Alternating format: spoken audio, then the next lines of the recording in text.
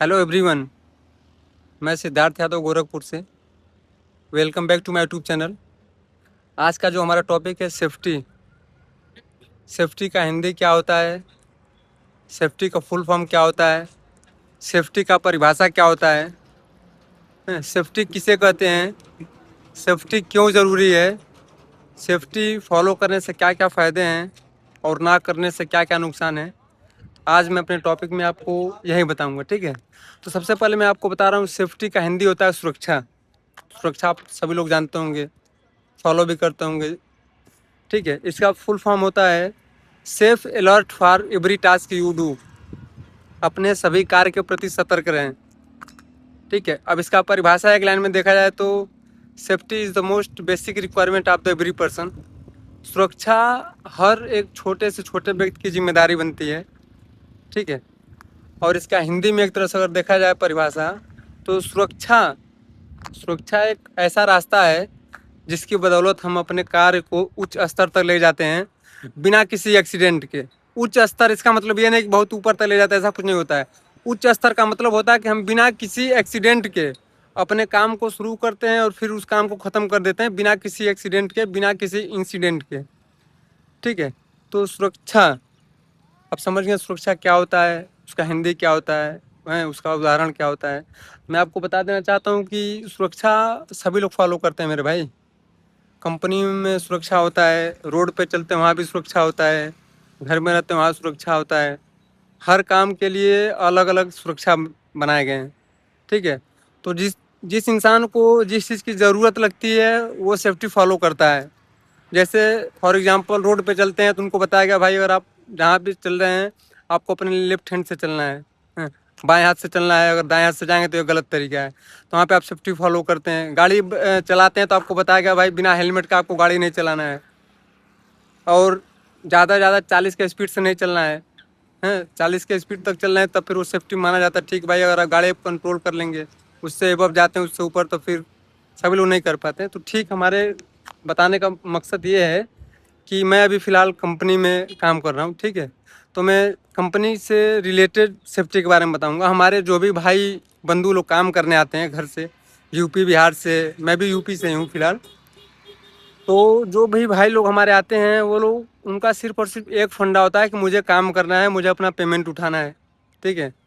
और हमारे जो सुपरवाइज़र जो लोग होते हैं या फिर इंजीनियर लोग होते हैं, उनका सिर्फ काम होता है काम करवाना। तो हैं, वर्करों का काम होता है काम करना और सुपरवाइज़र इंजीनियर का काम होता है काम करवाना। हम लोग सेफ्टी इंजीनियर से, सेफ्टी से हैं, तो हम लोग का काम है सेफ्टी देखना। काम थोड़ा कम हो, डजेंट मैटर, मैटर नहीं करता है, लेकिन किसी को किसी प्रकार का कोई हार्म, कोई नुकसान, कोई हज़ार नहीं पहुंचना चाहिए, ठीक है। तो जो भी भाई लोग आके काम करते हैं उनको काम अनेक प्रकार के होते हैं, लेकिन उससे क्या क्या खतरे होंगे उनको ये नहीं पता होता है। तो हम लोग उनको बताते हैं कि आप जो कार्य करने जा रहे हैं, कार्य हाइट वर्क होता है, हॉट वर्क होता है, जनरल वर्क होता है, एक्सावेशन होता है, कन्फाइंड इसमें स्पेस होता है, ठीक है। तो हर कार्य से अलग अलग खतरे होते हैं। उस खतरे से हमें कैसे बचना है वही हम अपने सभी भाइयों को बताते हैं, ठीक है।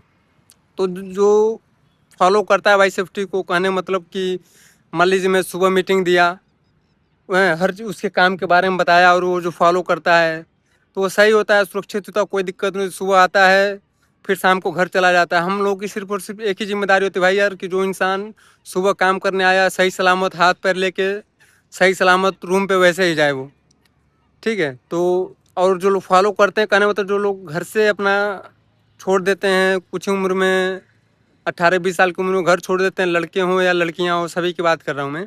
तो उनके ऊपर ही जिम्मेदारी आ जाती है। जिम्मेदारी आ जाने का मतलब होता है कि भाई यार उनके घर वाले उनके उनके पे आश्रित हो जाते हैं कि भाई हमको हमारा बेटा गया तो इतने तारीख को उसकी पेमेंट मिलेगी, उसी से घर का राशन चलेगा, दवा को देगा या फिर जो भी फीस वगैरह हैं।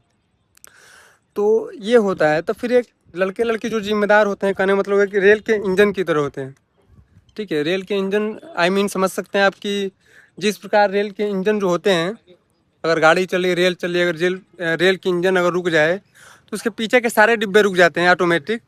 ठीक उसी प्रकार घर से जो भी जिम्मेदार लड़के या फिर लड़कियां होती हैं, घर से निकल जाते हैं साइड पे काम करते समय और उनको किसी प्रकार का कोई हज़ार्ड हो जाता है, नुकसान हो जाता है, खतरे हो जाते हैं, तो अगर उनको चोट लग जाती है तो उनके घर का पूरा अर्थव्यवस्था जो होता है ना, पूरा डगमगा जाता है, अर्थव्यवस्थित हो जाता है। मतलब जो सिस्टम से चल रहा होता है ना क्रमबद्ध तरीके से, वो फिर सही नहीं चल पाता है। मान लीजिए आपको चोट लग गई साइड पे काम करते समय, फिर क्या होता है, आपको 2 4 10 दिन बड़ा कोई एक्सीडेंट हो गया, तो फिर महीने 2 महीने 4 महीने के लिए अगर आप बेड रेस्ट पे हो गए, काम करेंगे नहीं, कंपनी आपको पेमेंट देगी नहीं, जिससे आपके घर का जो भी है ना, राशन से लेके पढ़ाई लिखाई सब कुछ दिक्कत में हो जाएगा, बहुत नुकसान होंगे। ठीक है, इसलिए बताया जाता है। आज का हमारा टॉपिक यही था, सेफ्टी, कि आप सेफ्टी को कहीं भी रहिए, डजेंट मैटर, जहाँ भी रहिए सही से काम करिए, अच्छे से काम करिए। ठीक है, क्योंकि आपके परिवार को आपकी ज़रूरत है। काम करते समय कंपनी के जो भी लोग हैं, एक कंपनी को दूसरा वर्कर मिल सकता है काम करवाने के लिए, लेकिन आपके घर वालों को भाई आप नहीं मिल सकते दोबारा, समझे ना। तो आप लोग जहाँ भी काम करिए सही से काम करिए, अच्छे से काम करिए, सेफ्टी से काम करिए। ठीक है, धन्यवाद।